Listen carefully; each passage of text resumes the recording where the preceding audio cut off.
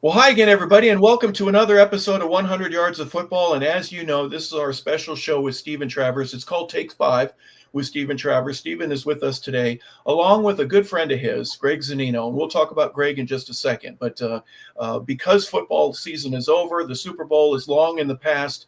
Yes, the combine is taking place, and yes, the draft is well on its way. And we'll be talking about training camp in no time. But instead of waiting on football to talk about training camp, let's go spring training. Let's talk a little baseball today. And that's right up Steven's alley. And one of his best friends, a guy that played at the All-American level in high school. He was a great collegiate player, drafted by the Yankees. So we have minor and major league stories to tell. And that's Greg Zunino. Greg, first and foremost, welcome to the show. We appreciate you having you on. And how on earth could you say yes to a guy like Steven? After knowing him for so many years, I thought for sure it would take at least 3 or 4 efforts before you were able to get on the show and visit with us, but you did it in that very first time. Actually, I think it was about the 8th time he asked me to be on. Okay, never mind. So it did take a few times. Yeah. Well, Steven doesn't know how to say yes to a no, but if you gave him eight no's, what a wonderful resiliency he has. And Steven, you and Greg go way back. Our viewers would like to know a little bit more about your relationship, how you first met, and you're still good friends. You're smiling before we got on the air here today. You've got some great stories that we'd love to be a part of. Well, it's an honor for me to have Greg on the show as a friend, and also Greg is a very accomplished man in the game of baseball.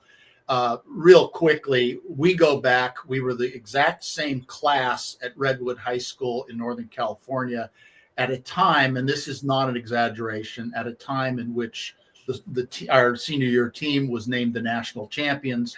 Our coach was named National Coach of the Year. And at the end of the decade, the Sporting News named Redwood the National Program of the Decade. And Greg was an absolute high school superstar. I was a contributor. Greg was a high school All-American, a blue chipper. And he goes on to the University of California, and he plays on their 1980 team, which is, other than their 1947 and 57 national champs, arguably the best Cal Bears baseball team of all time. You could argue that. And in fact, I coached there later with a team that was really good. But that team was I pitched against them and against Greg, and that team was very, they just had pitching, they had defense, they could hit, and they were a well-rounded club. Greg went on to play in the New York Yankees organization in the early to mid 1980s. He was signed by a very famous scout named Gary Hughes, and Gary played a very big role in Greg's life, and we'll get into that. Beyond the minor leagues, Greg, his last name is Zunino, so you could take a wild guess that he's got a little bit of Italian in him. Harper, you got something you wanted to add? I was just going to say it's a fine Irish name. No, wait a second. No, Zunino wouldn't be that at all, right? Yeah. Absolutely not. And there were a lot of Italians in Marin County when I was growing up. In fact, when I was sending out my invitations for my wedding in 1984, my then soon-to-be mother-in-law was where did all these Italians come from? I mean, Zunino, Biancalana, all these different names. And in fact, my dad became very close friends with Greg's dad, and they said he was an honorary Italian, and he even joined the Italian Athletic Club, which was a very thriving social club in the county at the time. But anyway, Greg, getting back to the Italian theme, Greg went into the Italian professional leagues and managed and played there for several years, met his wife there, Paula. And when his pro career ended, I'm not exactly sure, Greg, late 1980s, I think, if I'm not mistaken, Gary Hughes re-entered his life and gave him a shot as a scout. And he became a scout, I believe at the time, with the Florida Marlins, and was with Gary for a number of years. Gary's no longer with us, but Greg still is. And he's, I believe he's a national cross-checker with the Cincinnati Reds. He's certainly one of their higher ranking scouts. And he's been with several major league clubs, and he's still operating. So in terms of what's going on in the big leagues today and what we've seen in scouting, he can talk to us about that. So, Greg, I want to welcome you to 100 Yards of Football. It's not football, but it's the off season, so we're going to talk baseball. So welcome. Thank you. I appreciate being here. Can I jump in and just correct a couple of those things there? Yeah, absolutely. Okay. You were right on quite a bit of it, but it was the early 80s. I'm older than that. I played 2 years with the Yankees, hit 300 both years, and then they released me. So it was tough to make the Yankees back then. And we used to go to spring training, and the head of player development would give the big speech, get everybody rah-rah at the beginning of spring training. And he says, our job's to get you ready for Major League Baseball. It will not be to play with the New York Yankees. He says, our owner, he buys free agents. He does that. At that time, we had Ricky Henderson, Dave Winfield, and others. So he was right. You did make it up there with the Yankees. You got traded. And I didn't make it. They released me, but others that didn't make it too that had pretty good careers. One was Willie McGee, who ended up having a pretty good major league career. So it was no shame not to make it up with the Yankees. And that was in 1983. So I went over in 84 to Italy, where I did meet my wife. She was the national team catcher. So okay. Yeah, softball catcher. And I think that's where my son got his catching skills, really. Okay. So he got it all from her. So and then I came back where I asked Gary Hughes one time, I said, you got anything for me over there? I was living in Italy at the time. He says, yeah, maybe. So I came back, and he gave me a job in Texas. My first job was in Texas and Louisiana. And in Maine, I don't know if Steve, you might know, if you know this, I replaced the scout that signed Nolan Ryan. I knew him. That was with the Montreal. Former coach at Baylor University. Red Murph was the guy. Oh, okay. All right. Go ahead.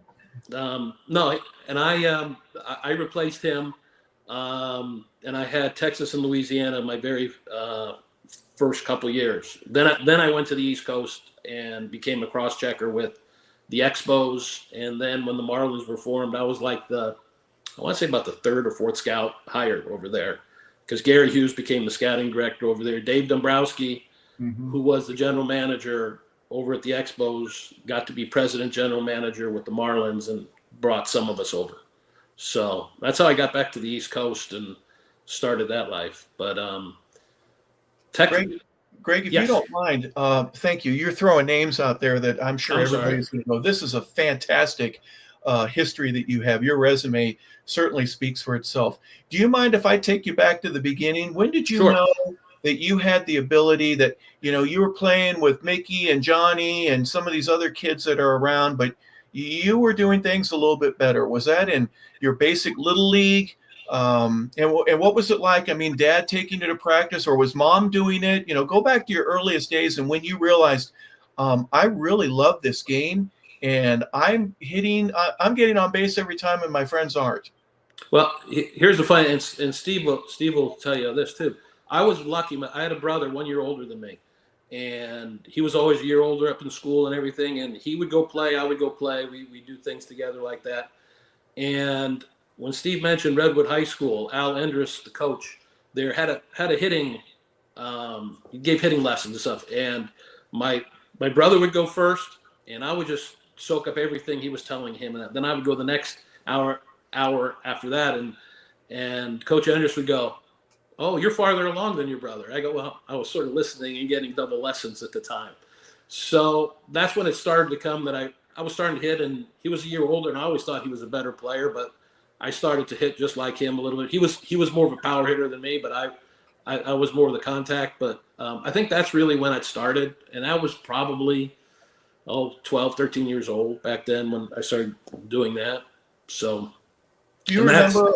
Go ahead, Greg. Do you remember a time when you weren't afraid of the ball anymore? There's so many kids that are scared when you relish that. You go, not only can I do this, but I can do it well, and I can put the ball in different spots. Just taking advantage of your eye, your hand coordination, your basic skill. And then obviously with your older brother, was there a competitive side to that as well, to where, hey, anything he can do, I can do better? I think it made me try a little harder. Yeah, absolutely. That part. As just back and forth, no, but I don't think there was one time I did get hit in the jaw by a pitch one time.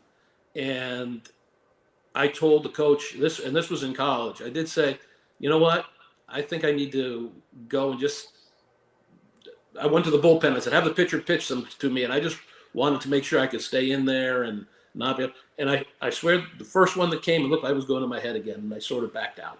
Yeah. And then after that one pitch, it all fell back. So it was just a little bit of fear after that. But I don't think I've ever really had it. I've had pitchers come inside to me before, but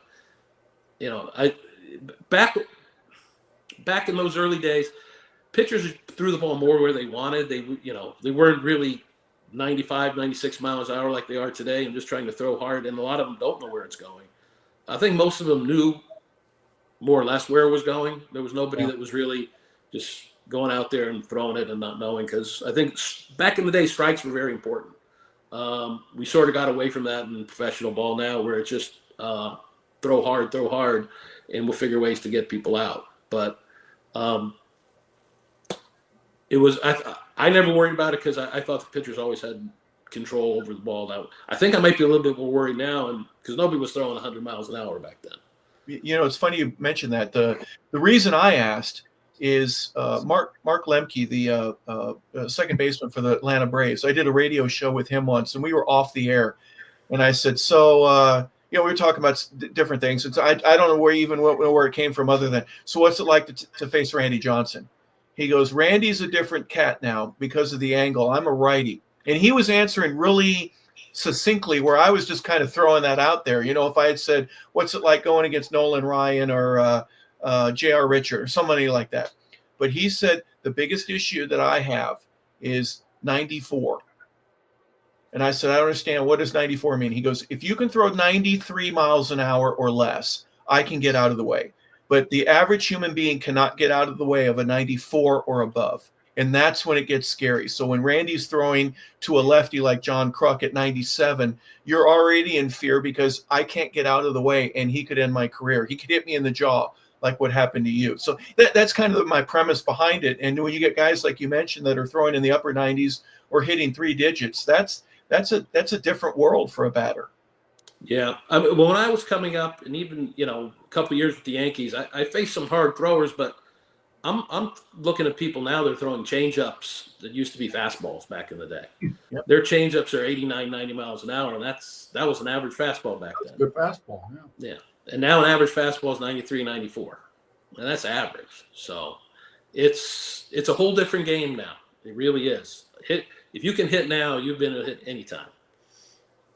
Well, the lessons that you had early on, in a batting cage, a lot of guys nowadays, that's mandatory. But I would imagine that you were probably one of the rarities, in that you got, not only did your brother go, but you got to kind of tag along and be a part of that. But there weren't a whole lot of folks that were offering those types of lessons. Was that a specialty that you held as more advantageous for you, getting extra time in a cage, working every day and enhancing what your strengths are, and then working on your weaknesses as well? I would imagine that would be a great thing for any player. Oh, yeah, I think so. And also because, and it's always who's doing the lessons. I mean, this was a high school coach, and I think when the time we were playing, me and Steve were playing, they won like 18, 19 district championships in a row. He knew the game of baseball, and he wasn't teaching home run hitting or launch angle and all the other stuff they do now. He was teaching basics on how to hit the baseball and not trying to do too much with it. Just do what you can with it. And that's the approach I've always taken. And it's rare now. And when I do see it, I tend to gravitate toward those players, because they tend to be more successful in the long run. Well, I imagine also his instruction was really specific for you as opposed to, let's say, your brother. Your brother wanted to launch it, make sure it goes over the fence. You just wanted to hit it to the warning track, have it bounce on the wall, and be at second base. Now, I'm teasing with you. I know you'd rather do, but you were more of a contact hitter, so I imagine the lesson to you would be a little bit different than it would be from a power swing. Hey, here's where you make contact, and here's where your hands need to be. Here's your follow through, et cetera, et cetera. So really specific targeting for what you were good at. Yeah. And I think it was basic knowledge of hitting, where don't try to do it like the ball's out away from you. You're not going to try to pull that and hit it out of the ballpark. That you can try to hit it to the other side, where they're not shifting now, which they didn't do as much back then. But right. I look at hitters now, and there's so many different philosophies that they go to, and hitting coaches in the major leagues now got to go crazy because everybody has their own hitting coach. So now he's trying to adapt his thing to everybody there. Yeah. So it's a lot more difficult now. You have to pick the right guy for you. I'm going back to where my brother was, and I don't think we ever really did trying to hit the ball out. The thing that's different now is we didn't like to strike out. We wanted to put the ball in play. We wanted to make the defense make plays. And nowadays, well, you strike out. It's all right. You didn't hit into a double play. So, they're happy that if you strike out, if you're going to hit the occasional home run. I had somebody tell me, I'm sorry. I had somebody tell me once that I was ahead of my time because what they really look for now in those numbers and stuff, I walked more than I struck out. So I got on base more, and along with the hits, the on-base percentage was good. And they said, well, that's really what they look for a lot of now for hitters and stuff. They wanted a little more power out of me is why I never got there. But, it's different how the times have changed. And I do think good approaches will go in every era. It's just, you have to get the right person. You have to get the right teacher to the right kid. Yeah, absolutely. Well, Steven, you end up meeting. Now, did you know of Greg before you end up in high school together? Had you played against each other in any other Little League or Pony or Colt League? Or was it the first occasion for you to meet him when you were freshmen at high school? I knew who he was. If I had played against Greg, it was probably CYO basketball or junior high school basketball. We did not grow up in the same little leagues, but I knew who he was. And one of the reasons I knew who he was is we actually met for the first time in freshman basketball. And as soon as my dad heard the name Zunino, he immediately knew who Greg was and who his father was. My father was a very successful high school track and cross country coach in San Francisco at a time in which Greg's father, Augie Zunino, was an all-city infielder at Mission High School in San Francisco. I hope I'm getting that right, Greg. Was it Mission? I think it was Galileo. Oh, I've always thought it was Mission, but okay, that's fine. And so Augie was an outstanding athlete in his own right. And so my dad and Mr. Zunino immediately were friends. I think they already knew each other. They knew of each other. And they immediately were sitting in the stands together at every game, also with a man named Alan Pasquinelli, and also with a guy named Roland Biancalana, whose son, Bud Biancalana, later played in the major leagues for the Kansas City Royals. And so they became as close as Greg and I as teammates. Now, you mentioned his brother, Gary.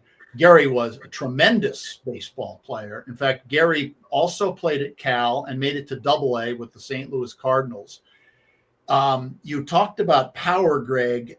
You may not have been a home run hitter, but it wasn't for a lack of strength. When I first laid eyes on you, and you were 13 years old, you were built like a bull. But interestingly enough, and I mention this because a lot of time, we're living in sort of the Moneyball era. And in some ways, Greg was not, even though he mentioned getting walks, he wasn't necessarily what we think of in terms of the Moneyball player. He was slightly stoop-shouldered, and he didn't really.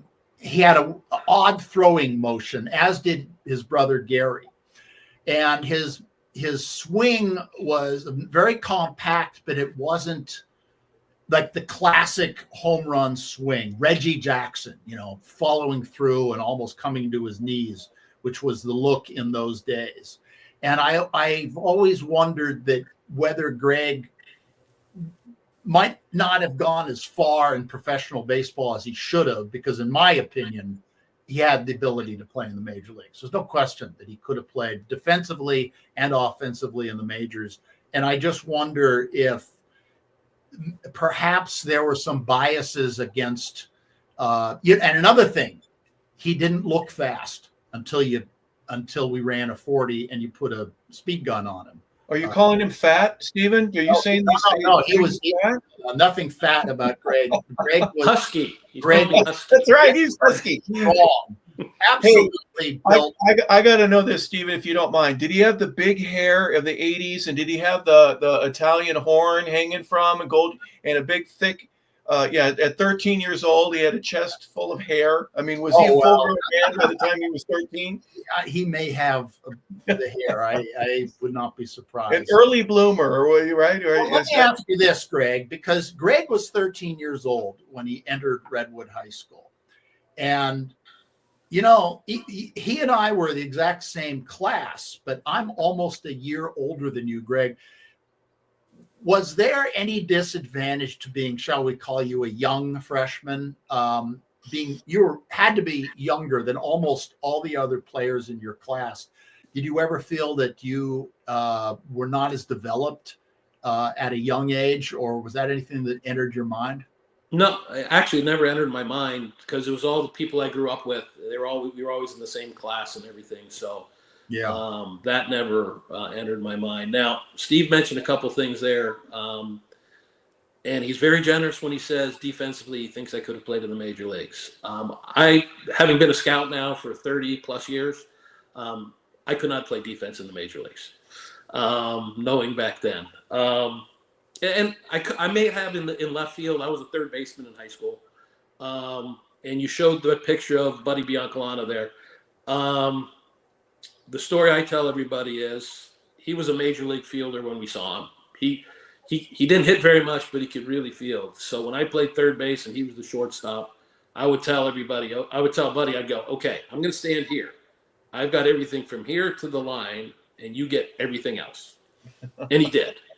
So I got to take advantage of him that way, and I just got to handle this little part of the field. So that part was the easy part. So, but I did learn hit a little more power later, to lift the ball a little bit more. My swing, when Steve said a little more compact, I used to roll over a little bit with my top hand, so that would force a little more top spin, so the ball wouldn't carry as much. It got to the alleys fine. So I learned to lift a little bit my last year in A-ball, and then when I moved over to Italy, I lifted a little bit more. I did hit 27 home runs over there a year. But that's when I learned. It was a little too late, but I did find I had some in me. So that part was good. Yeah. So we played for, you had mentioned a world famous coach named Al Endress, who was a legend. And I think our junior year, he was actually named National Coach of the Year. And so the team, and we were, your brother was a year ahead of us at Redwood, and they were already a major high school power even before we showed up. But we got there at, I would say, the golden age of high school baseball in Marin County and at Redwood for various reasons. Tell us about, playing for Coach Endress and how good that team was, and how we all got, we all got scouted. I got scouted not because they were coming to see me, but they were coming to see you. They were coming to see Buddy. They were coming to see a center fielder named Jimmy Connor. We had a pitcher named Mickey Meister. We had 2 players off that team who got full rides to the University of Southern California at a time when they were the team in the country. Two players off that team went to the University of California. Greg Zunino and another kid named Steve Hoffmeyer were both in the program. Greg got a full ride. And we had scholarships players at Pepperdine, Hawaii, Cal Poly San Luis Obispo, University of Pacific, the University of Nevada, some top junior colleges. I believe all in all, there were 7 high school All-Americans. I think there were 7 Division I scholarships and 6 professional players and 1 major leaguer off our senior year team, which is to this day thought of in this area as probably the best team ever. Talk a little bit about being a part of that program and the competition we faced, how good your teammates were, and just how good baseball was in the Bay Area at that particular time. You can go back to that time where you can look at a lot of the other teams we played against, and they had top college players and pro players on their squads too. But I still remember, and Steve, I'm not sure if you remember or not, my sophomore year, and a lot of times you're one of the better players. A sophomore, you're playing up on the varsity team. I was still on the JV team, and I didn't get to go up to the varsity team until one of the outfielders hurt his knee, I think it was. Stepped in a hole or something, hurt his knee. So my first year as a sophomore, about a quarter of the way through the season, I moved up there and I was playing right field because they had no spot at third base. That was already taken. Yeah. So I had to just pay my dues and go do that. And then the next year I moved over to third and got 2 years there.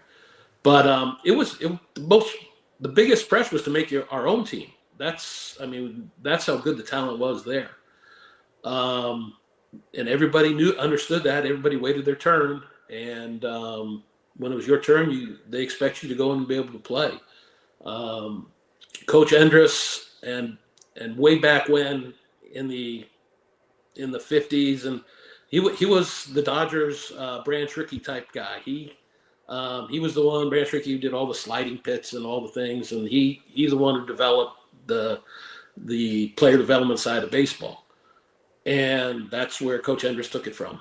And we had to wear our uniforms a certain way. We always did things a certain way, and this is the way you do it if you want to be a winner. And that's what we did. And we believed it, so that was half the battle. And then, there was a lot of good talent there. That people would try to.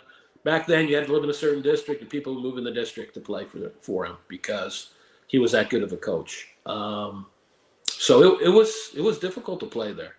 Once you got in, and they just said, "Hey, do what you do normally, and do what you do." And we did, and it worked pretty well. We went and played in the championship game. I remember, Steve, our senior year.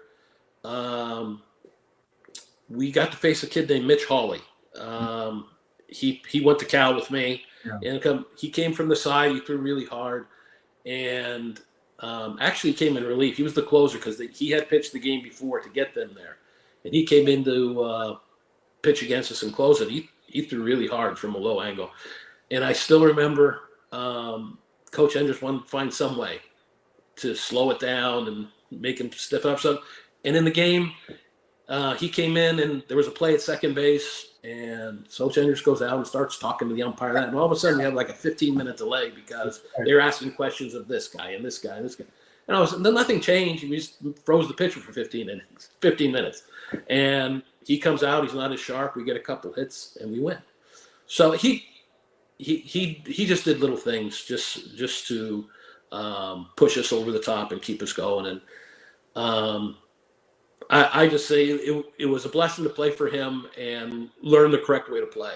Because I go out and look at players now, and I look out some of them are, and I just sort of shake my head. I go, I said, that won't work. So I still follow a lot of that today.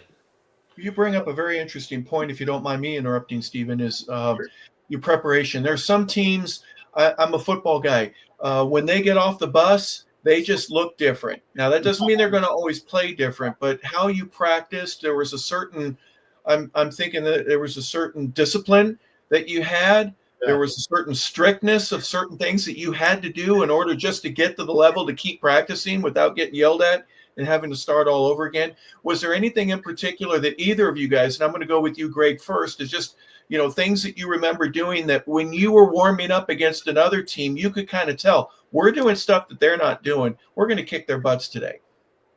I think we felt like that almost every game, that we thought we were going to do that because we were prepared. We're very confident. And that came from Coach Andrews. But then all of a sudden, our practice was worse than the games, because we would take infield during practice, and he would, man, if things weren't real right, do it again, do this. In pregame, he always said, he goes, no, we're just going to loosen up and do this. So we made everything look easy and never made any errors during infield before a game. And the other team look at us and go, oh, they're throwing the ball around, they're doing this. And we're 16, 17, 18 year old. And the other guys look at us, oh, they know what they're doing out there. And that sort of gave us a little advantage there, I think. Yeah. I still remember one game, the other team, I don't think he wanted to even see us in warm-ups. Steve, I don't know if you remember this, it was Drake or whenever, we're saying, nobody's here. It's 5 minutes before game time. Nobody's here. Yeah, their bus comes in. Yeah. The first guy off the bus is the leadoff hitter. He has a helmet on. He goes right up to home plate. They didn't even want to see anything before the game. Still beat them.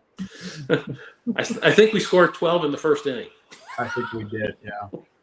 Yeah. Well, your interesting point there, and you said, well, the practice was harder than the games, meaning, in my opinion, you worked hard in practices. And so when you got to play in the game, and that's a Vince Lombardi, every coach that I know of in football, perfect practice makes perfect. That's the difference. And you do things at game speed when you're practicing. And so the games itself appear easy. And so he touched on that, right? Is that, Greg, one of the takeaways from the preparation that you did before games? Is that? Yeah, it was hard. And the other thing is it was crisp. There was a pace to it. And when you got to the game, everything was slowed down. Everything sort of seemed easier because it was a slower pace. So, yeah, there was that to it.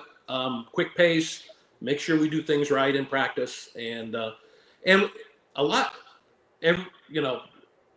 not exactly the same every day, but we didn't vary too much of what we did in practices. We did this and we got it right. And that got us ready for the game. Steven, you're a pitcher, so you're not taking infield, but you have your certain things that you've got to do while you're warming up or getting yourself ready for a game. What were the things in practice that you would carry over that would go, man, I've got this. This is going to be easy today?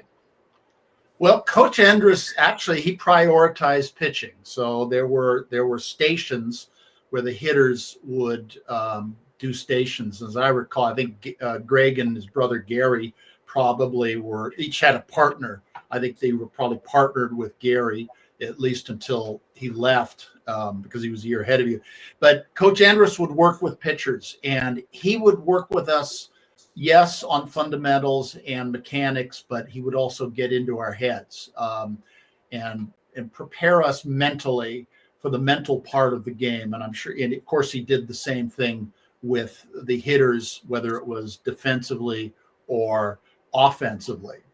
But you mentioned, or I guess Harper, you mentioned getting yelled at. Yes, we did get yelled at. And Greg got yelled at, less than me, but he did get yelled at. Everybody did, except for probably Buddy Biancalana, maybe Jim Connor. But everybody got yelled at, but you got used to it. And he was absolutely right that it was a preparation that you got in practice and before the game. And so when the game started, you felt like we've done everything we can do, and all we have to do is execute the way we've been taught. And we were just taught fundamentally. But let me move on, Greg, and I want to talk about the University of California. And the University of California had a special place in my heart growing up. My dad played baseball at the University of California, actually played for Clint Evans. The field is called Evans Diamond, and he played for the man it was named after in the 1930s, played with a guy named Sammy Chapman, who played for the Philadelphia A's and was a football star. So my dad loved Cal, and he used to take me over to see Cal baseball when I was a kid. In fact, when I was 10, I was the bat boy for the Golden Bears. And in 1977, 78, well, they had a coach named Jackie Jensen, and he had been a great player, MVP for the Boston Red Sox, and a great football player as well. But Coach Jensen really was not cut out for coaching. For one thing, he didn't like to fly. They would go to Hawaii, and he didn't want to make that trip. So I think they had chances to travel that they didn't do because Coach Jensen didn't want to get in a plane. So they hired a man named Bob Milano. And Bob Milano immediately decided he really is going to bring Cal baseball at a high level. Because up until this time, it's the USC Trojans and everybody else. And Coach Milano was on, no, we're going to compete with SC and Arizona State, and Stanford, which was their big rival, was also coming on strong. And this is a time when they recruit you, Greg. And so talk to me about Coach Bob Milano, who I know became a good friend of yours, is someone who had a big role in your life, and what it was like to when during this period of time when Cal was really upping the ante in terms of your teammates, and the players you were being recruited with were top quality blue chip players who made Cal baseball a really top program during the time you were there. Yeah.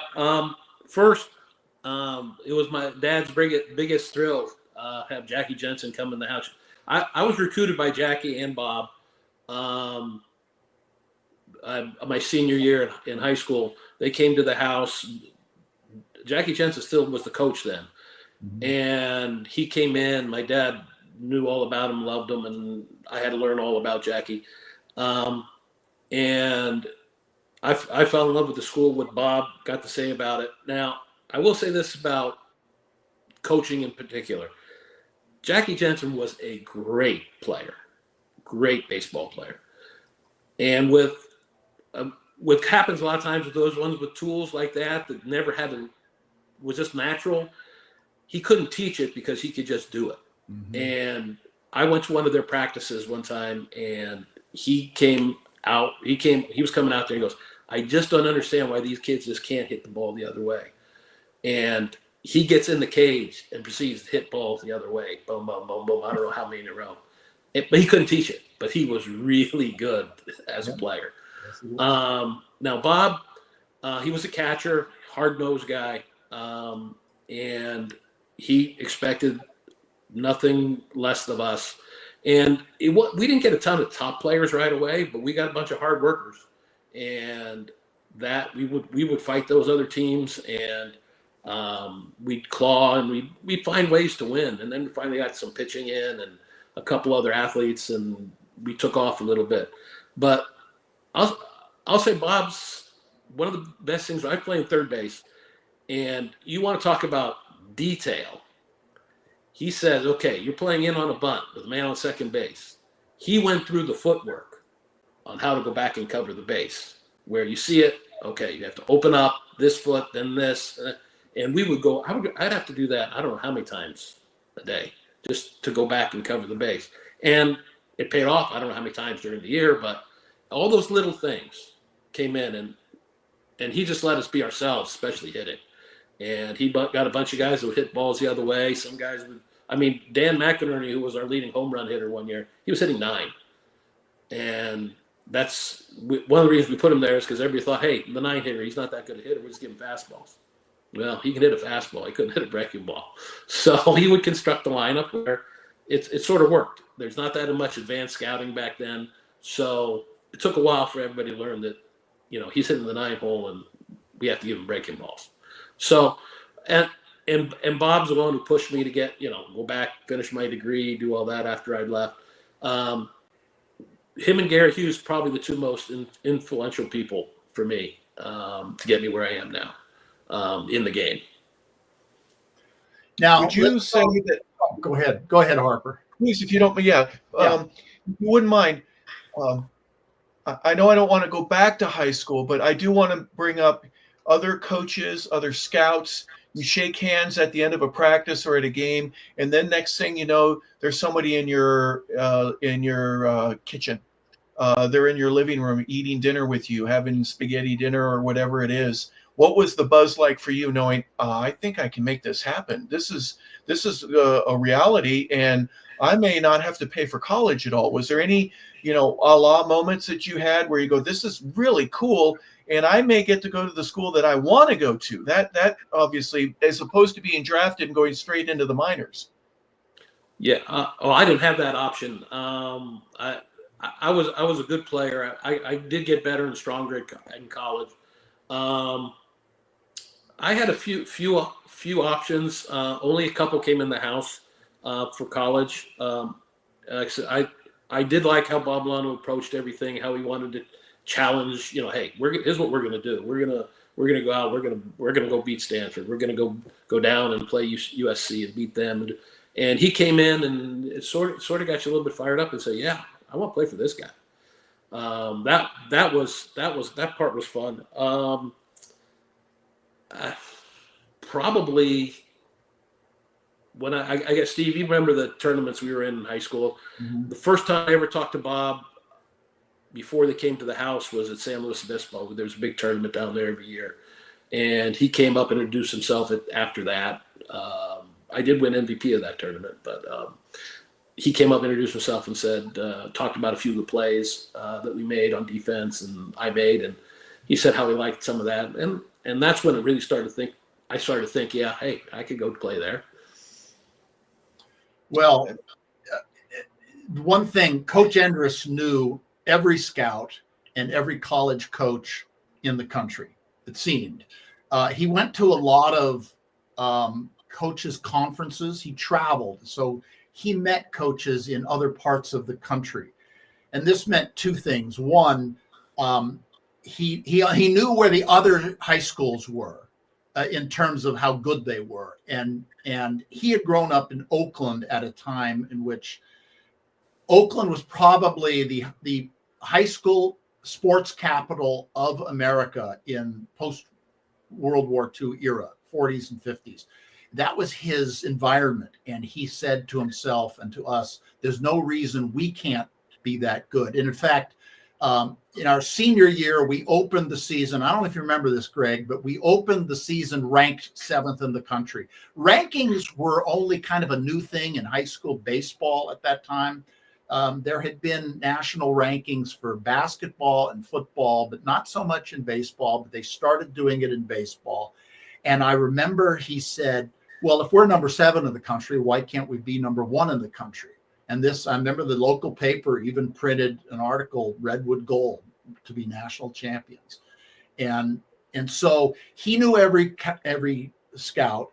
And so these scouts came because they knew Coach Endress. And if Coach Endress said, Greg Zunino can play Division I baseball, or if he said, he told the Texas coach, who had never even seen Bud Biancalana, I believe his name was Cliff Gustafson, he said, oh, he can play for the Longhorns. You don't even have to look at him. They offered him a ride without even looking at him. So if there were a lot of people who knew right ahead what Coach Endress says this, and of me, he said, and this was one of the greatest compliments I've ever received. Someone, I think it was Jim Dietz out of San Diego, asked about me, and he said, Travers is not the greatest athlete I've ever had. He's not the best pitcher I've ever had, but I've never had anyone work harder. And that is as good a compliment as you could possibly give me, because that was the one thing I could control. And so, Greg, that was the environment. Now I just wanted to talk about 1980. Now you're at the University of California, and basically everything that Bob Milano has said to you in 1977 during the recruiting, and in 1978, your freshman year when you're being acclimated into the program, that's all coming true. It's coming to fruition. And so were the players saying to themselves, you know what, as the 80 season materializes and you are in the top 20, you're competing, you have a chance to win the College World Series, are players saying, Coach Milano was right, his plan is working? To what extent was that part of the conversation? I don't know if we ever said that, because we ended up being co-pack, what do they call it, 6-pack back then, because it was us, Stanford, UCLA, USC, Arizona State. Those were the 6. Then there was the Northern Division that had all the other clubs. We really just wanted, because the year before we could have gone to a regional if Arizona State won or lost. I can't remember what was their last game, and it didn't work out. So we ended up staying home. So that was our goal. We wanted to get that one more step, and as we got each step, we tied for the 6-pack title. And then the reward we got for that was going to the first 6-team regional in history. We got the 6-team double elimination tournament. We lost the first game, and we had to come back through it. And after winning the first 2, eliminating 2 teams, we started to go, you know what? We're just as good as these. We can come all the way back. And we had to play Arkansas. We beat them 2-1 in 14 innings. And then we had to beat Las Vegas twice in the last day, and we just boat raced them twice. So I think it was just accumulation of just saying, hey, you know what? We got that one more step, and we can do this. And we just kept going. We even lost the first game in the College World Series in double elimination. And we got back to the semifinals. I mean, we never did anything the easy way. But we had confidence in ourselves that, you know, until somebody puts that last run up against us, we're going to be okay. And we survived a lot of games. And I think it was just a testament to Bob and just the mentality of all the players. Just a bunch of grinders, and, you know, hey, we're not dead yet. Let's go get them. And we just kept playing until it ran out. Yeah, well, I can testify that you were a grinder for sure, and as were your teammates. And I played with several of these guys in the minor leagues, Tom Colburn for one, and a few others. You had some really good pitching. I believe there was I want to say maybe it was the regionals or maybe it was the CWS, but I think it was a 14-inning game, maybe Missouri, and you scored the winning run in a 2-1 barn burner, you know, on a pass ball in the 14th inning, something along those lines. And I want to say this, because I think, were you playing third base by now? I was playing third base. Okay. All right. You were at third base. Now, you talked about your defensive skills. I agree, Greg. I don't think you were a major league third baseman, but I saw you play left field, and you could handle playing left field. I think you could have played in the major leagues as an outfielder. That's my opinion. You handled that, and you handled that transition beautifully, because, and this had to be difficult for you because you're the third baseman. You're the starting third baseman. You've played that position since high school. And now all of a sudden, Coach Milano comes to you your senior year and says, hey, Greg, you know, I think you were the captain of the team, and you at that point had or were close to holding most of the offensive records at Cal. You were a star player at Berkeley, but the coach says, we're going to move you to left field. We're going to move this other guy to third base. And you were a team guy. Talk about that transition. Yeah. He came and mentioned that to me. First of all, he mentioned catching first. And he put me back there a little bit, and then he immediately said left field. So catching went out rather quickly. But I had no problem moving out there. That if that's to get the best team on the field, that's never been a problem. What happened as it went, though, is a few guys got hurt, and some of the people weren't playing as well in the infield. So by the end of the year, until I got hurt, I moved into third base again for that. But I tell everybody that I go see now that, hey, you're a shortstop now. What if you have to move to third base? What if you have to move to center field? And I said, the more position you play, the better, you know, chance you are to be in the lineup. So I don't know why anybody would have a problem with that. I never did. So it's just sort of, hey, if it's good for the team, I'm good, and I still get to hit third, you know. stat. Okay, now let me say this about my friend Greg Zunino. Greg has a sense of humor. He's got it's a little bit wry, and sometimes you have to draw it out of him. So I want to bring up two incidents.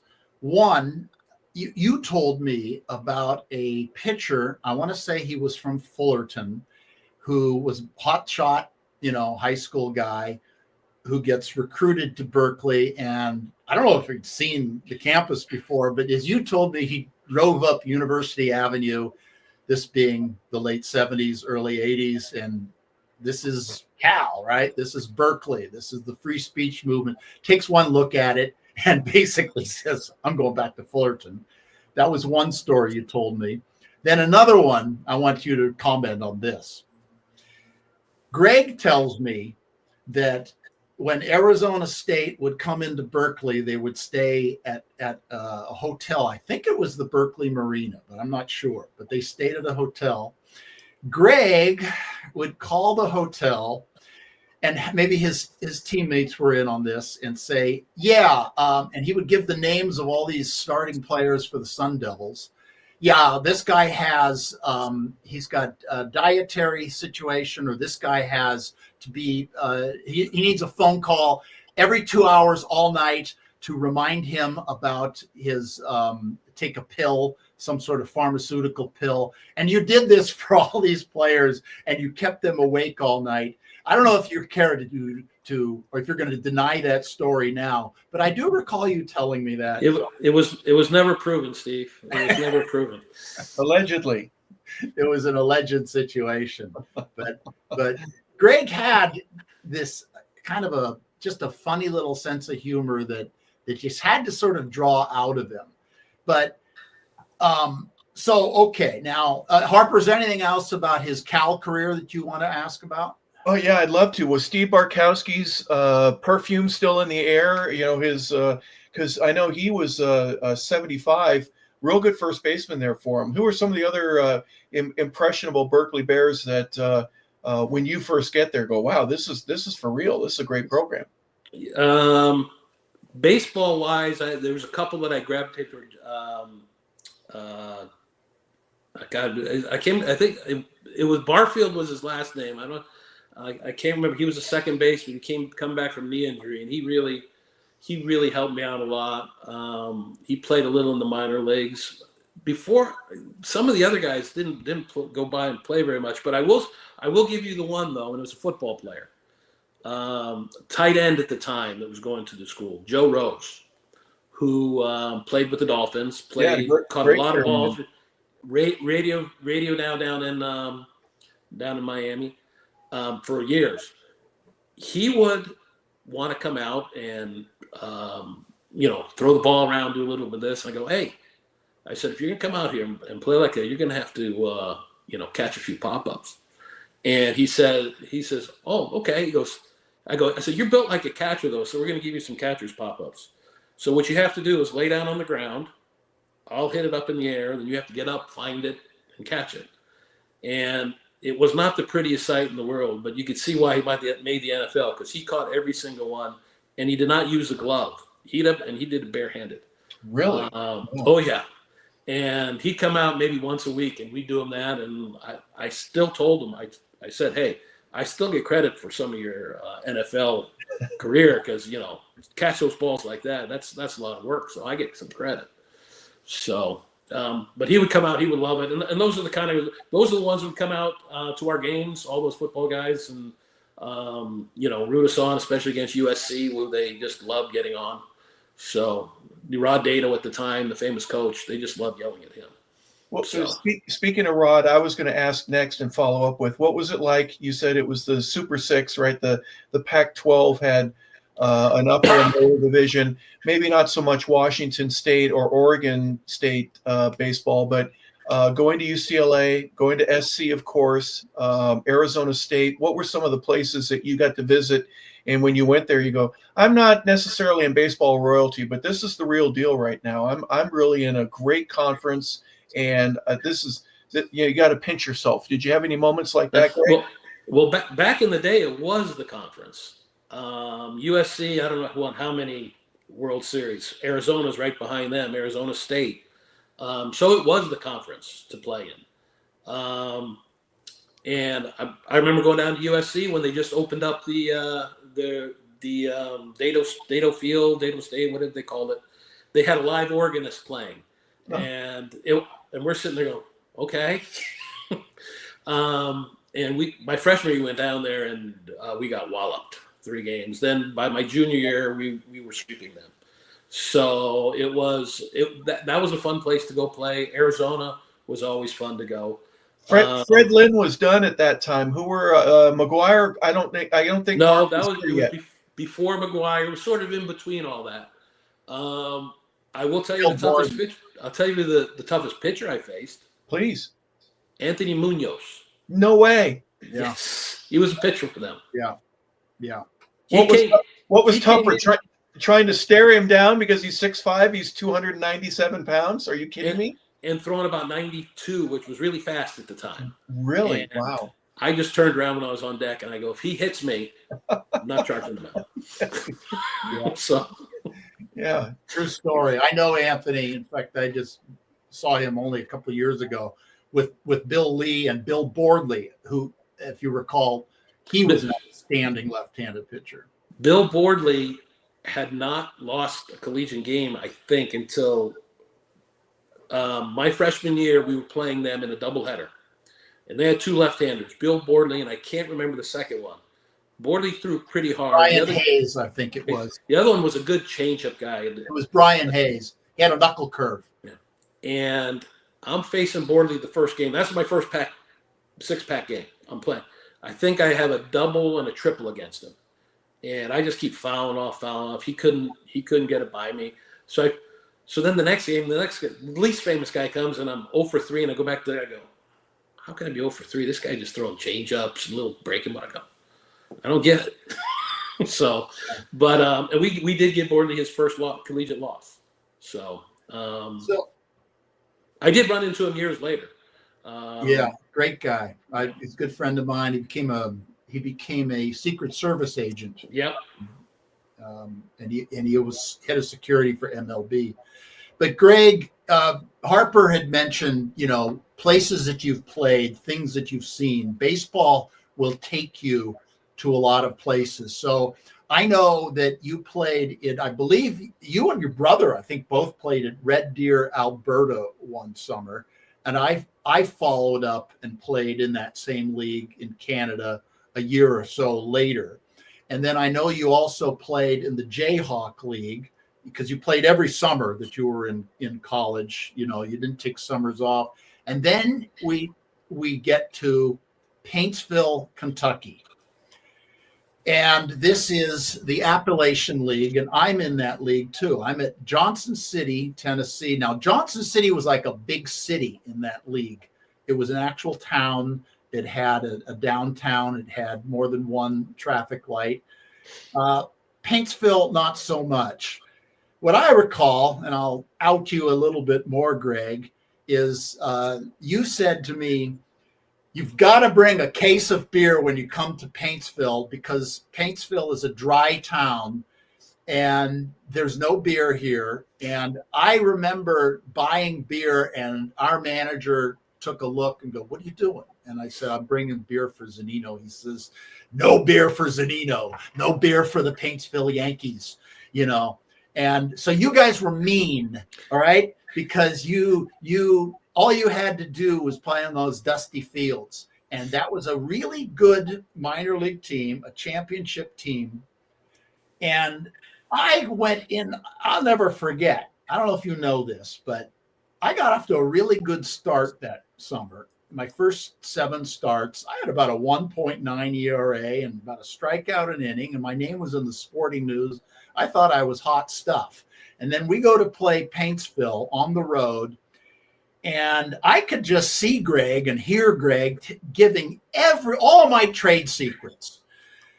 And the game starts, and all the things that I had been doing that whole summer that had been working, and I was successful, whether it was pitch against the Bluefield Orioles or the Kingsport Mets with with Kevin Mitchell or whoever it was didn't work against Paintsville, and they lit me up just like Cal had done to me. I would have had a nice ERA at the University of Nevada if it wasn't for that game. And the same thing with the Paintsville game. You ruined my statistics. So talk a little bit about what you said to your teammates when Travers came into town to pitch. You know, the only thing that I regret is that if you don't remember that, I didn't play in that game.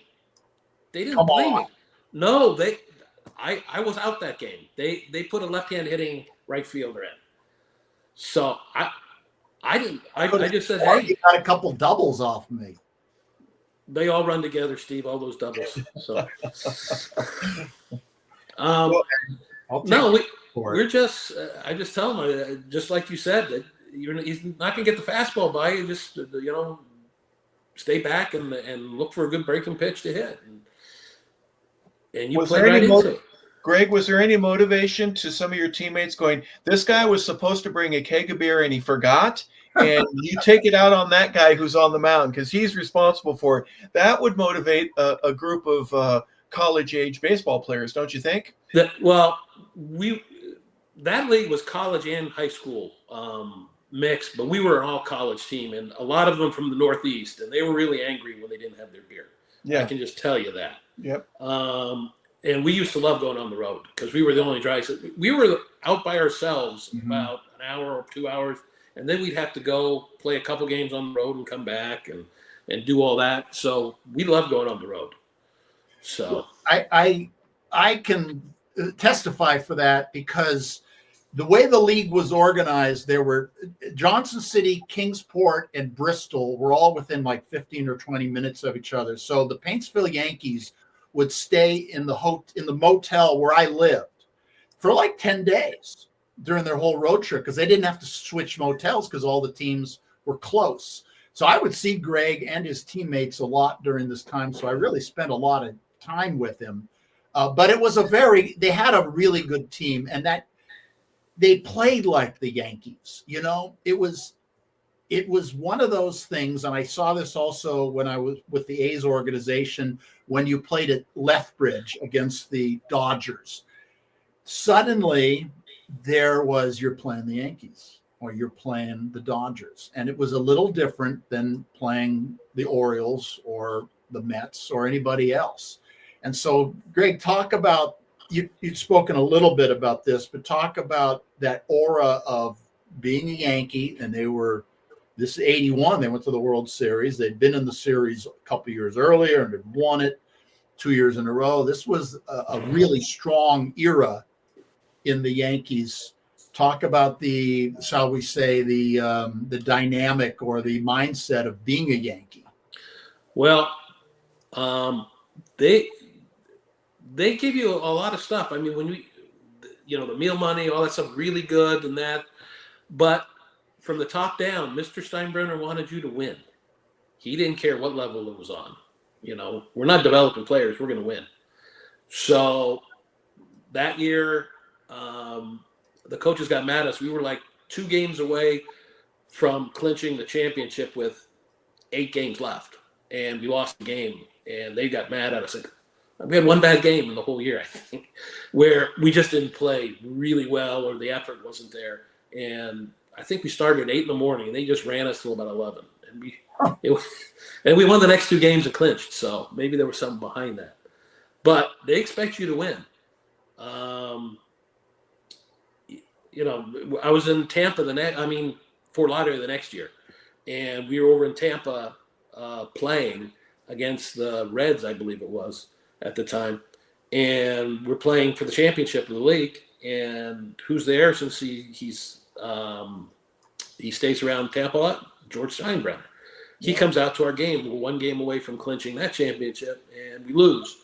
And boy, you want to see somebody that got upset. He was just beside himself. We ended up winning the next day, but he just expected perfection for you to win. And that's it. It goes through all the coaches and went through everybody. And that's the way you won about it. You had to win. So, there's also something to be said for that, teaching people how to win, but It was a fun 2 years when I was there. I learned a lot about playing every day, and then I learned about dealing with some of the things you have to deal with from the top down. Who was managing the big club then? Was Billy, or is it Chet Lemon? What was it? There were a couple. For the major league team? Please, yes, yeah. That was the Billy Martin in and out times. Yeah. I'm not sure if. Oh man, I'd have to go back. I can't remember who was doing the major league team. I know Stump Merrill, who ended up being a major league manager for them down the road, was my manager in A-ball, and Mike Easom, who was a junior college coach here in Florida, he was the rookie ball coach.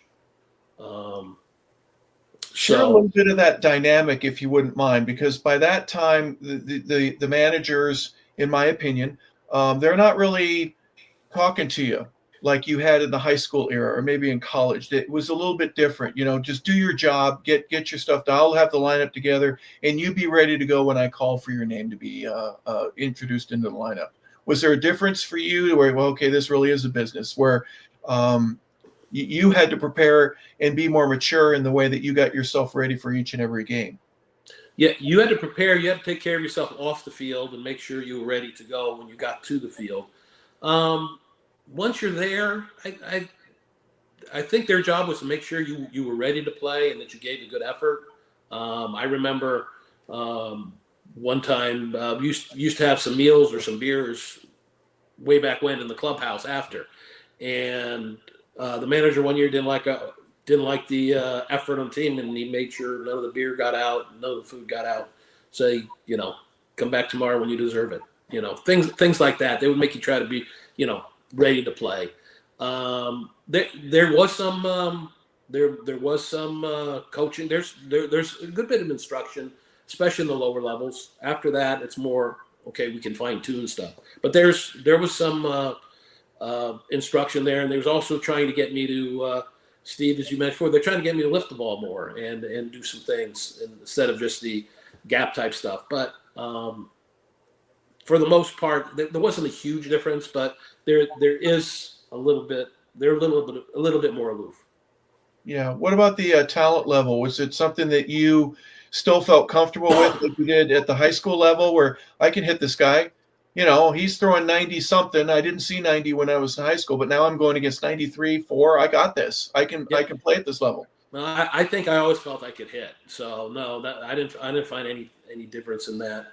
I think the only one there was two things in A-ball, two pitchers I faced in A-ball that I had a little bit of hesitation for.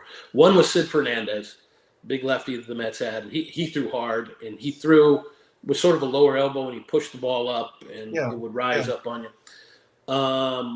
I did break up his no-hitter, though. We were into the 9th inning, and he had us no-hit. It was 0-0 at the time.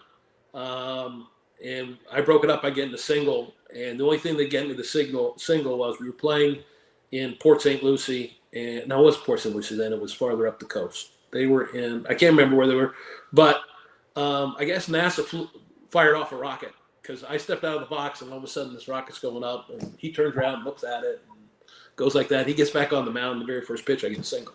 So I think that threw off his timing a little bit.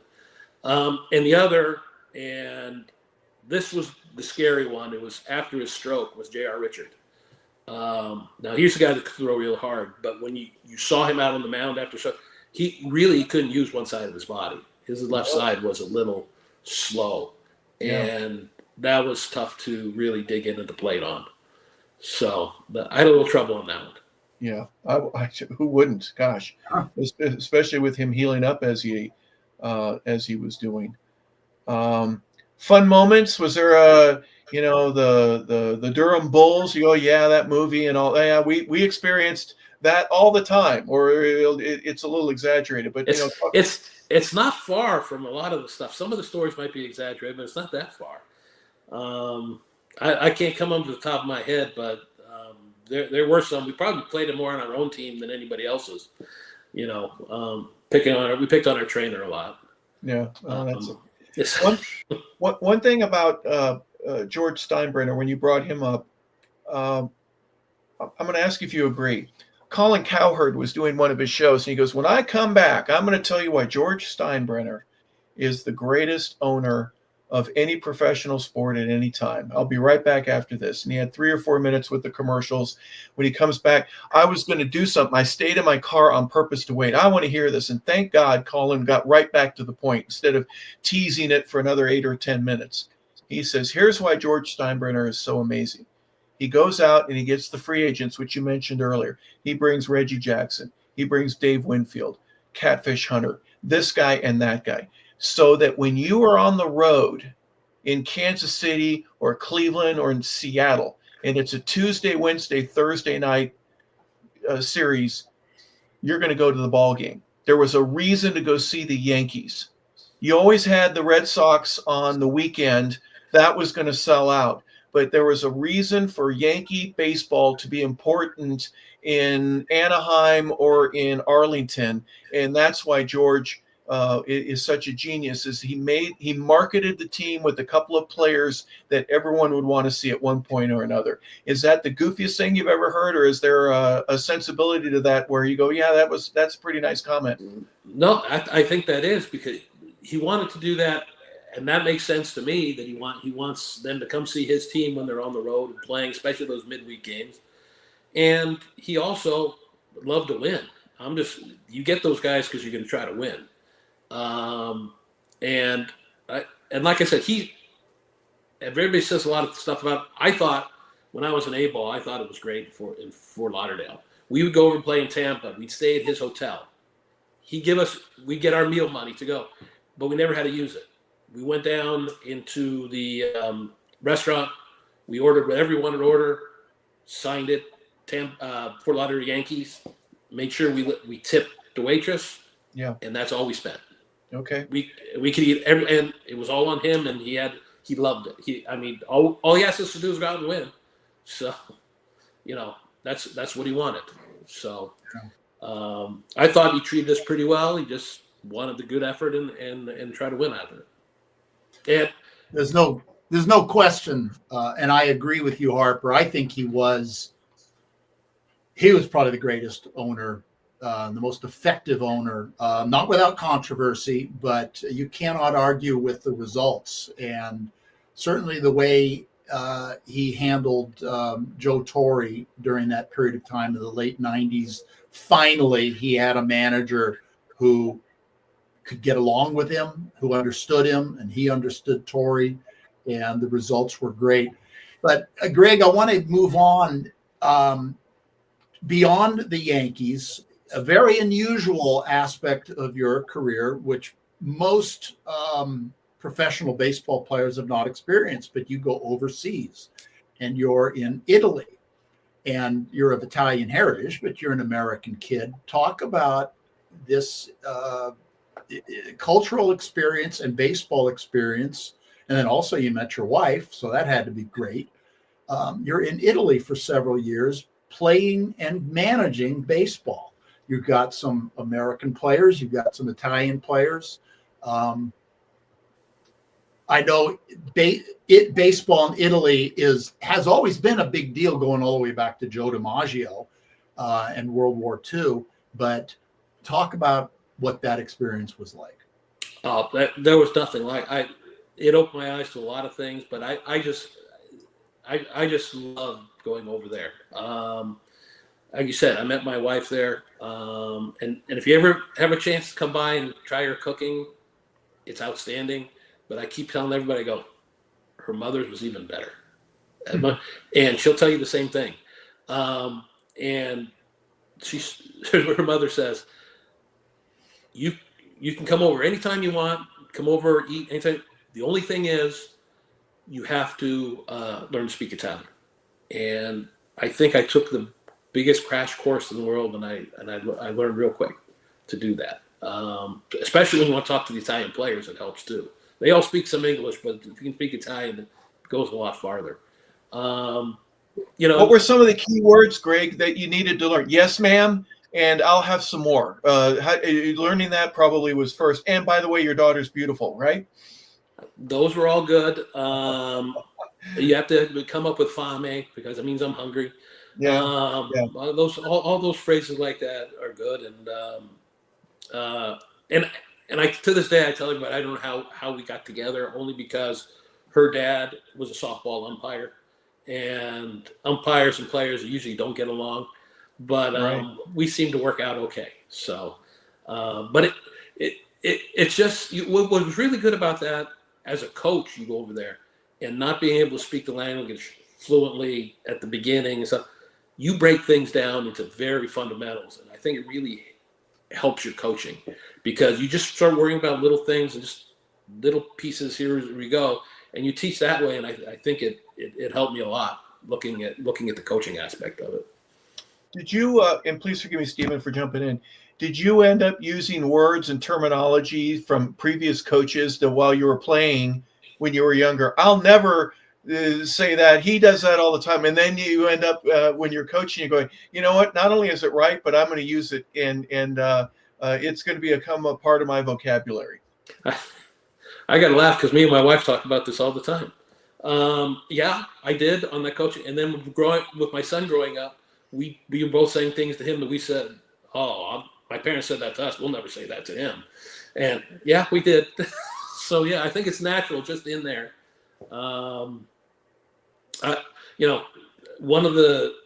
This was maybe about 15 years ago. I've been scouting for a while, and I'm helping with this travel team. And they said, "Give me one of your pet peeves." And I'm looking around the field, and I go, and I go back to Coach Endress. I go, "Man, these guys don't look good. They're running out there without a hat. They're doing this." And I go, "No, that's the thing." So I said, "Have them get their uniforms right when they go out on the field, please." So yeah, those little things.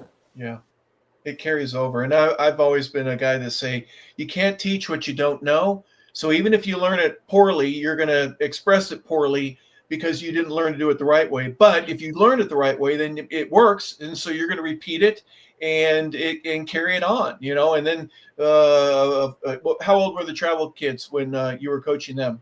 The high school, 15, okay. 16. Yeah, so some 16-year-old going, I can't believe what Coach Zunino said. I'll never do it. In 20 years, he might be coaching, and he'll say the exact same thing. It kind of gets passed down. So thank you for living the legacy. How long were you in Italy? And tell me some of the things about that you really treasured and made your experience there from a baseball perspective really unique and valuable. I was over there 3 years before I got a chance to come back to the States.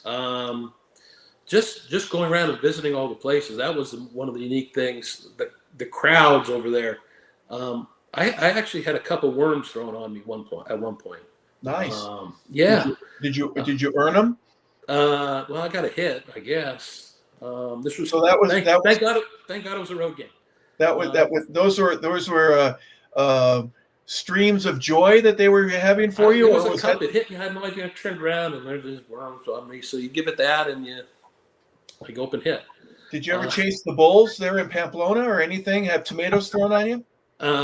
We didn't have tomatoes. I think one of the best experiences we had, where this was 1984, the Italian team qualified for the Olympics. Now, granted, they're using Italian-American players, which I could not be part of because at the time professionals couldn't play, and I had played professional baseball, so yeah. I couldn't play. We had I think it was a 3-game series against all the Americans got together, and we were their training games, so we would play them, and we played in Florence. That was a great American team. Yeah, we had Florence, somebody else played somewhere else, and then we played back in Bologna where I played, and that was fun. We did a phantom infield without a ball, and they had never seen anything like that before, where we're acting like we're throwing the ball around, taking infield and all that, and they had a good time with it, and I thought we had a lot of fun with it. So you were the Harlem Globetrotters, or a Negro League team that was getting ready to warm up. How about that? Yeah. And Steven, you would know this for a fact. I got to go the opening ceremonies for baseball in the '84 Olympics. That was at Dodger Stadium. So that was that the team you mentioned. That I don't remember if the Italians played on that first game. I think it was a Korea and it might have been the Netherlands or something like that. But then the American team played after that. That was pretty cool to be a part of that experience. But 3 years there, obviously some great memories and all that kind of stuff. And then what happened to bring you back to the States? Well, I was looking to get back because I wasn't going to play over there forever, and the money's okay, but it wasn't great. I'm looking to get back over, and I want to do something in baseball. And Gary Hughes, scout who drafted me, he had become the scouting director of the Montreal Expos, and I had just called him up and said, "Hey, you got anything available right now?" He goes, "Not now." I believe this was in June. He says, "Nothing right now." He says, "But stay in touch."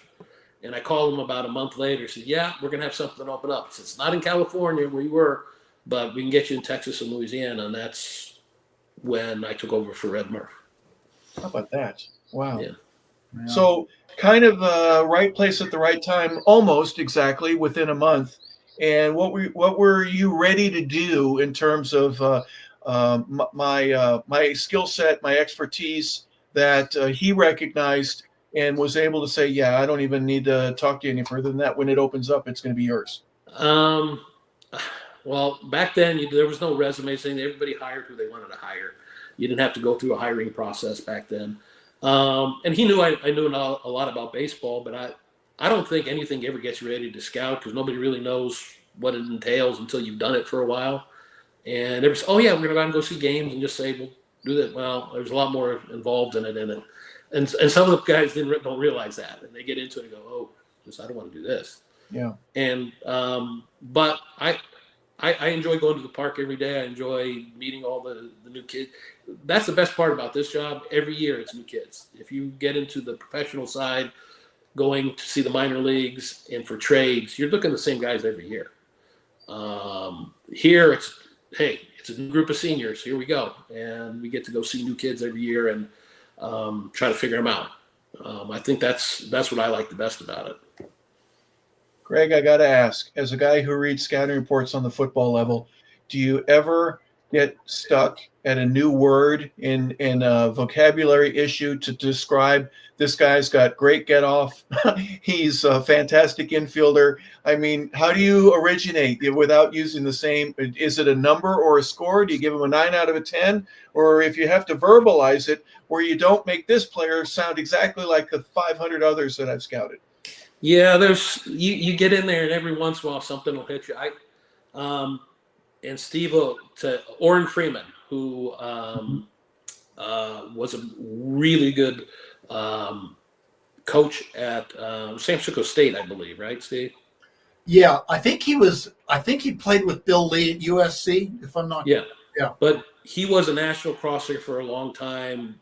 He knew Gary Hughes real well, and I knew him well, and we would talk about players all the time. So you want to talk about something with a memory. He'll tell you, "Oh yeah, that guy. We don't remember we saw him 4 years ago." And I go, "No." "Oh yeah, he was this, and he got the single to the right field." He had a memory you wouldn't believe, but he had some phrases that I like to. I'll throw out every once in a while, and I get tired so much. I get tired a lot of times saying, hard-breaking curveball and really good bite, snap, whatever.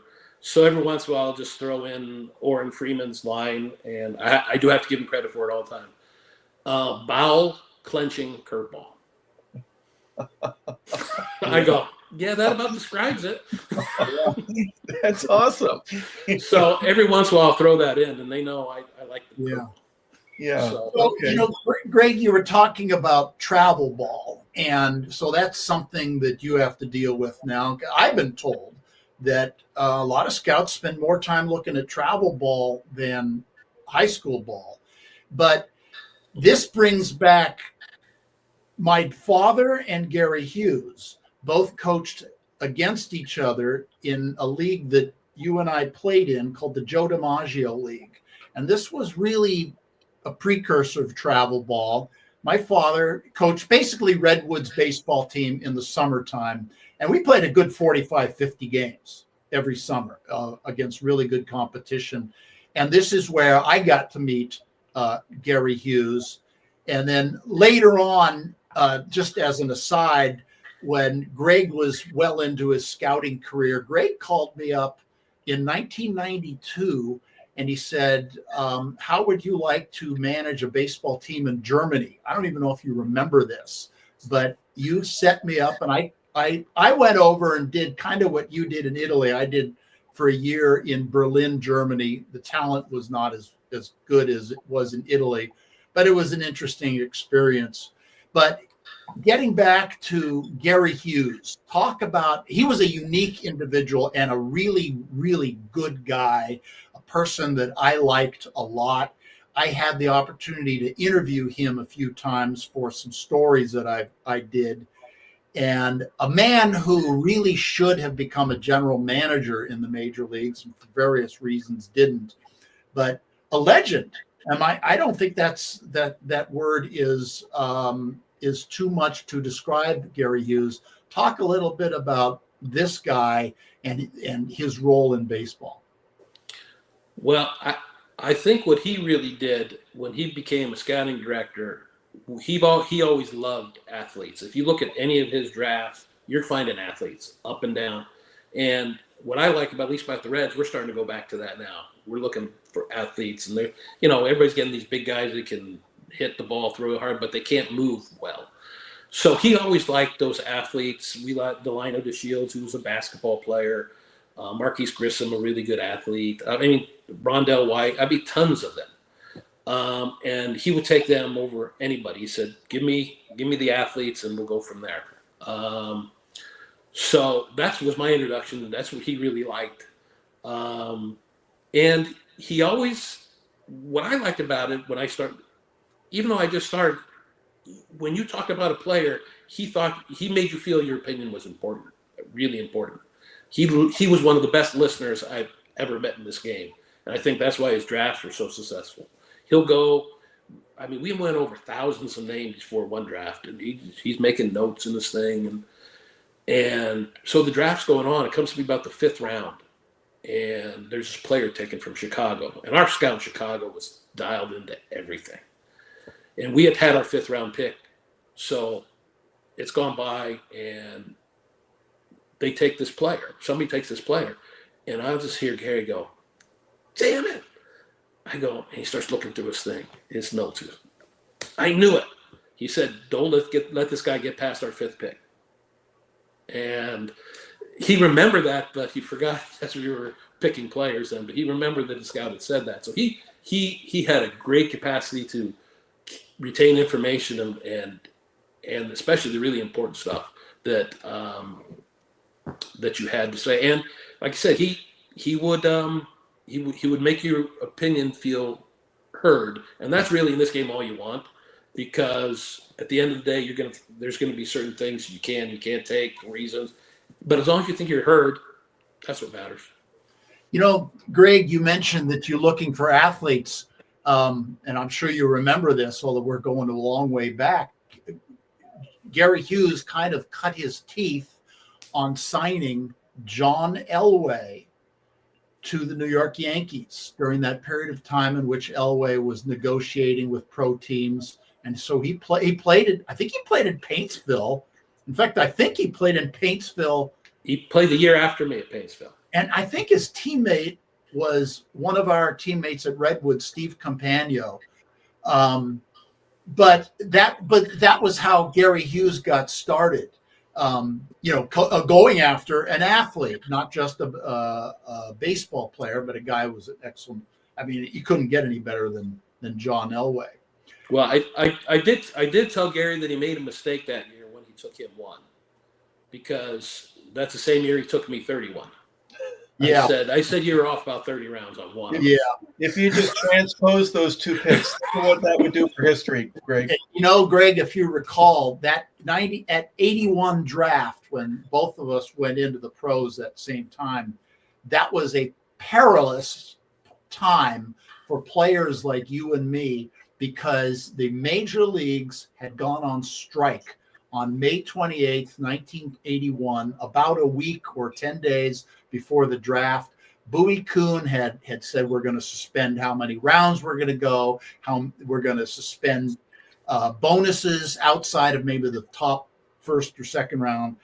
And it was a nervous time if you were a baseball player who was not a number one, second round, third round type of guy. You weren't sure. I know for a fact that the Red Sox had talked to me. They were going to draft me, and some of these teams had pulled away. And I think a lot of it was because of this situation with the strike. And so, but the good thing was that in the minor leagues that year, we were getting a lot of attention from major league coaches and cross-checkers and area pitching coaches and batting coaches who normally would have been at the major league level, but they weren't playing during that summer until late in the summer when the strike ended. They were down in the minors working with us. I know that was the situation with the Cardinals. Was that happening with the Yankees? Well, not really.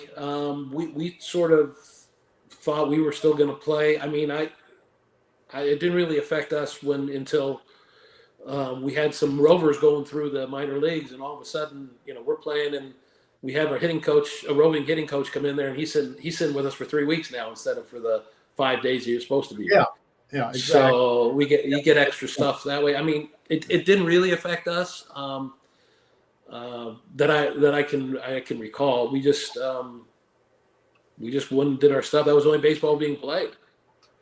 And last thing, Logan doesn't want us to go too long, but you had mentioned earlier you felt that your son Mike got his catching abilities from your wife.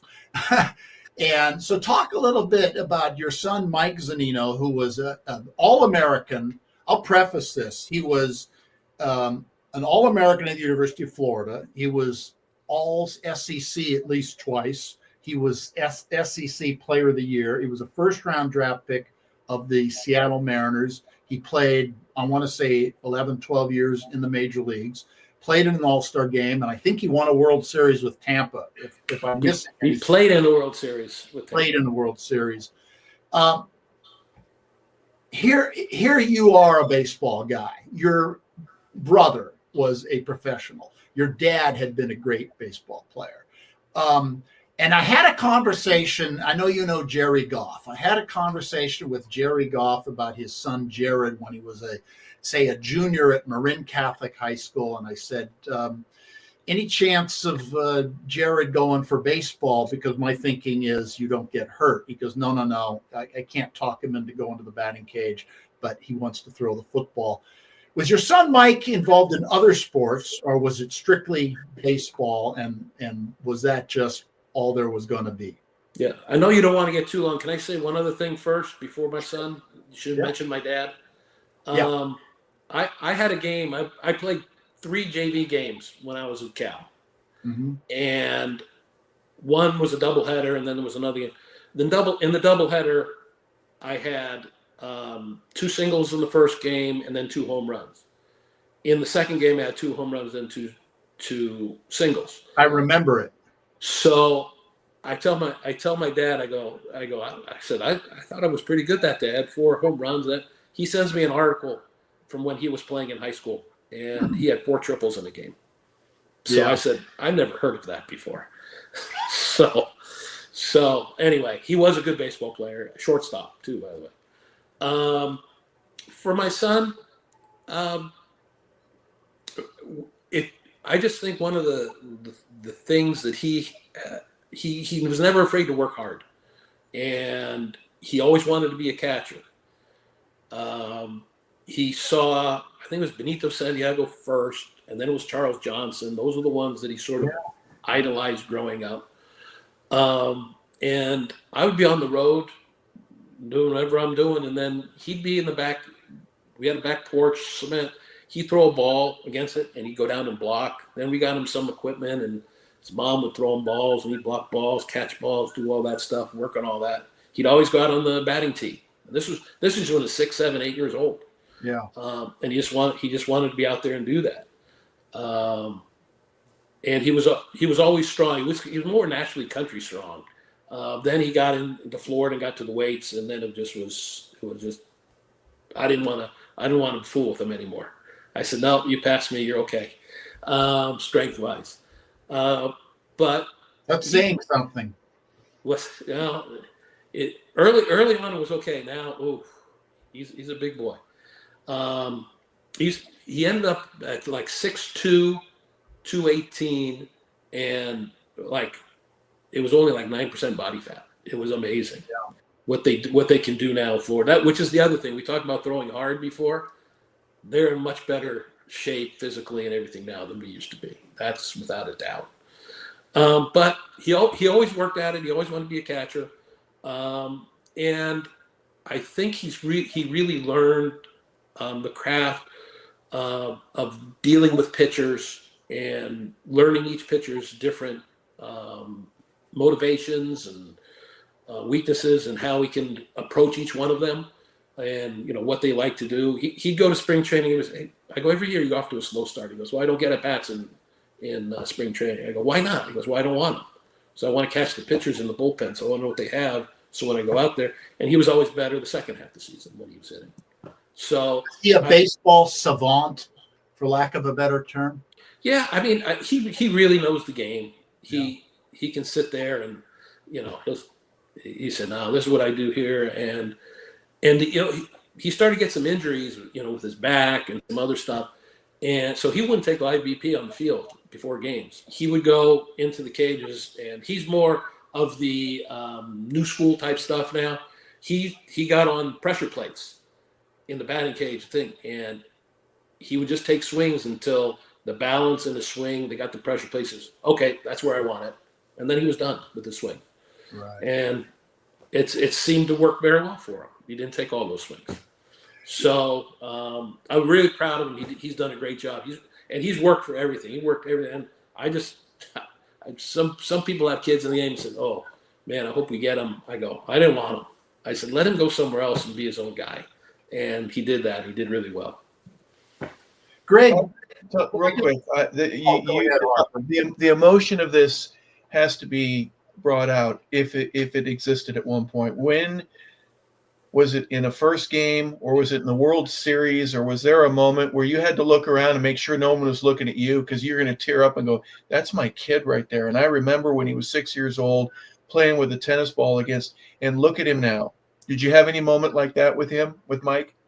Actually, it might have gone all the way back to the first game he played in college, first weekend. He's playing in Florida, and they're playing USF the very first weekend. And the first two games, the pitchers on that team were just so bad. They were missing all. I don't know how many balls he blocked those two games. And he didn't say a word. He never does. I think I told him one time, I said, "You're catcher, you're going to get beat up." He goes, "Yeah." He goes, "So I don't want to hear anything about it." He goes, "Okay." And to this day, I still never heard anything about it, even when he had part of his rib taken out. But that's a different story. But that first weekend, he's blocking, and he doesn't complain. Third game of the weekend, they go with a different catcher.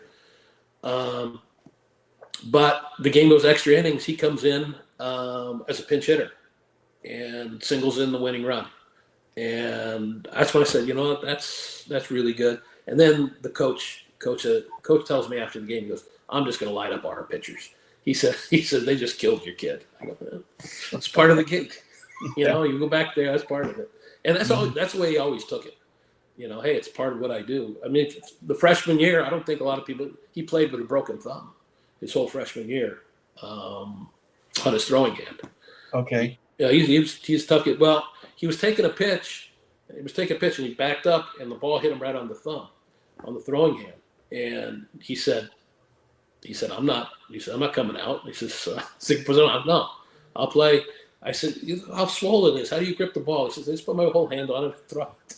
Yeah. So I've got 4 other fingers, Dad. I can get the ball back there. Yeah. Well, we have time for one more story about that injury, though? Absolutely. Yes. Okay. Well, he had that, and it was swollen up, and he didn't say a word, and he didn't want to go to the doctor because he thought the doctor may sit him. So they're playing, about a month and a half later. and he's catching one of their toughest pitchers, Paco Rodriguez, who's a left-hander who takes his fastball and doesn't get any seams. He just hits between all the seams and throws it. And he goes, he's the toughest guy to catch. He only throws 91. He goes, but he doesn't know where it's going. I don't know where it's going. He just throws it. So we just sort of this one flew on him, and he dislocated his thumb in his catching hand. So he's going around like this. They take him to the corner of the dugout. Boom, they pop it back in. He goes in and catches again. And he's catching. He finishes the inning. So he says, I didn't feel like swinging, so I bunt. He goes to bunt and puts his thumb on the bat. Oh, no. And the bat hits it, boom, dislocates it again. So back to the side of the thing, they pop it back in, and he starts to get his gear back on. And the trainer goes, whoa, whoa, whoa, whoa, whoa. He goes, no, 2's the limit. So there's that. Then, well, now we have the doctor coming in. He says, well, we got to take a look at that thumb. So he starts moving it around. And while they're doing that, he has that broken one. He has it behind his back. He says, here, take care of this. And so the doctor goes, let me see that other thumb. Because he wants to move it and see it. So he takes his hand out. The doctor looks at the thumb and goes, that won't help. and he goes back again. So he missed the last 2 weeks before the regionals. He didn't play those 2 weeks. They just arrested him for that. But that was the only games he missed. But he didn't complain. Well, he's at a position where it's almost like the elderly, blue-haired Southern women that say "bless your heart." Now, I know what "bless your heart" means, but they genuinely would say "bless your heart," and that's kind of but everybody else that says it is, man, that sucks to be you, But Mike lived it out, and then the pictures that Logan had obviously had the body shape for it, and congratulations to him on a great career. He had a great career. He worked really hard at it. I'm really proud of him. Well, there's a bunch of kids that are trying to make great careers. There's one, Hunter Green from Notre Dame High School in Sherman Oaks, California. What do you think of that young kid? Not my area. Really? All right. Oh, yeah. We can't talk about it. How about Matt McClain? That dude for UCLA. I love the way he swings. What a great swing. He could play for quite a while. It's great getting him back healthy after his shoulder injury. I love the way he plays the game. He can play short. He can play second. He can play center. I think he's going to help us a lot this year. Dan Chalowski's son is quite a prospect at UCLA. I understand. That's what I hear. He's a really good player. I had a chance to see him in the area code games a few years ago, and he's going to be very good. Yeah, and just Chalowski was a All-American third baseman at Cal a few years after Greg, and he was there when I was coaching under Coach Milano for a couple of years. Yeah, didn't make that much of an impression on him. He went to UCLA. Yeah, well, Dan lives in Arizona now. Yeah. Okay, so Harper, is there anything else? I don't want to keep Greg all day long. He's probably got an SEC game to get to. No, this is my day off, and my wife wants my attention every once in a while. Nice. Okay. Well, that means there's a big plate of pasta and some other goodies that are going to be nearby. The scouting aspect of it right now, you just get to watch players. For anyone that's watching that goes, I'd love to be a scout. Talk a little bit, just real quick, about what that entails, your daily routine. The ins and outs of that, and what would you recommend to anybody who was saying, I want to have that as I love the game and I'd like to stay involved with it. What's your recommendation to somebody that would like to still be a part? First thing I'd say is be willing to work the odd hours, because it's not 9 to 5. That's for sure. It's there's tons of days on the road, and it's really become year round. Where once we finish the draft this year, we're going to start on the 2026s. Yeah, right away. Right away. We start in the East Coast Professional, which is August 1st, which is 2 weeks after the draft. And that's where all the top high school kids on the East Coast go. So we all go to that. We start looking at that. It's just a whole year-long process. And, You have to really like it and be in for the long haul. But if you enjoy baseball now, different teams do it different ways. Some put more on analytics, some do less. We're one of the ones that let our scouts scout. We don't want them to use spin rates, exit velocities, any of that. We just tell us what your eyes see. So and I think our scouts like that. Usually, if you're pretty good at this, the numbers will back you up. We do use analytics, and it comes in the draft part of it, where we line players up and we use the analytics to maybe separate different players. Sure. But if you want to do it, well, it's, what it is you're the one, the area scout's the one who digs on the makeup of the player, and that's big to us. Family, makeup, how he goes about his business. Is he a hard worker?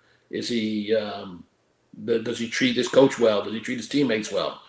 All that stuff goes into it, and it's not easy when you have so many players to look at. So just be ready to put a full day in every day.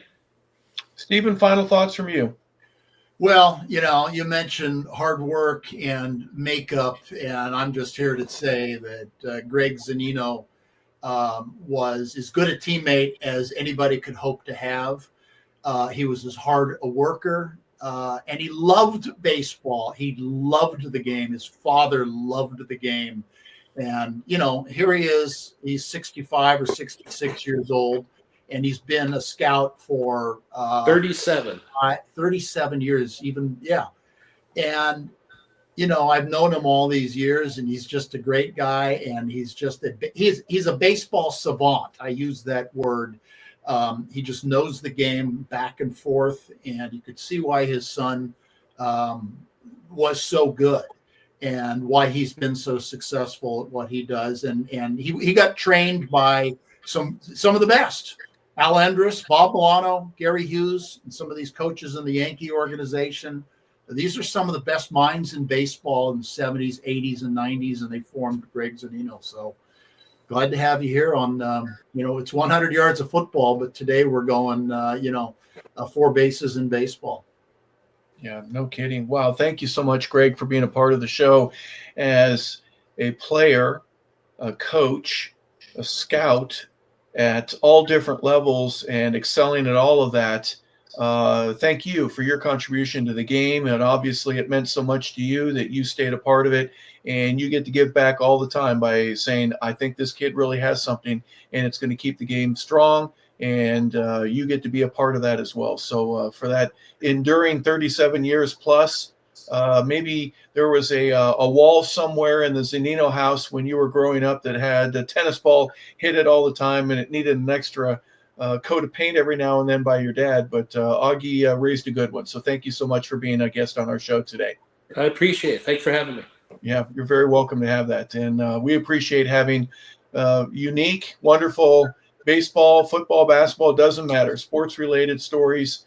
And that's what we do here at Take 5 with Steven Travers. So thank you, Steven, for inviting Greg to be a part of the show. You certainly made it a heck of a lot better. We want to say thank you to Logan Landers as well. We appreciate all the pictures and all the conversation that Logan was a part of to make our audio and the visual as best as it could be. So for everyone that's a part of 100 Yards of Football, thank you for being a part of today's show. Take 5 with Steven Travers. We appreciate you being a part of it. So thank you and have a fantastic rest of your day, everybody.